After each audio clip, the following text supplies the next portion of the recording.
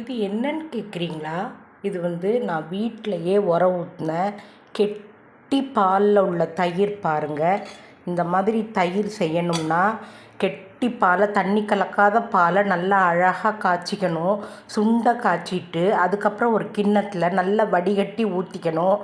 ஊற்றிட்டு நல்லா பொறுக்கிற சூடுன்னு சொல்லுவாங்கள்ல, நம்ம விரல விட்டால் லேஸ் சூடு இருக்கும் பார்த்திங்களா, அந்த மாதிரி சூடில் அரை ஸ்பூன் தயிர் கலந்து உரம் ஊற்றி நைட்டே மூடி வச்சிடணும். அரை ஸ்பூனுக்கு மேலே ஊற்றக்கூடாது.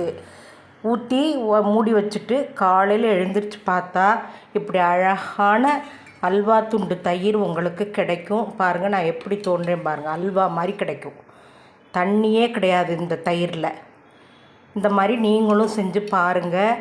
அதுமாரி காலையில் உரம் ஊற்றணுன்னா இதே மாதிரி மெத்தடில் அரை ஸ்பூன் தயிருக்கு பதில் ஒரு சின்ன குழிக்கரண்டி தயிர் ஊற்றி பாலை நல்லா கலக்கி விட்டுட்டு மூடி வச்சுட்டிங்கன்னா காலையில் 7 மணிக்கு ஊற்றினீங்கன்னா மத்தியானம் 1 மணிக்கு சாப்பிட்றப்ப தயிர் ரெடி ஆகிடும்.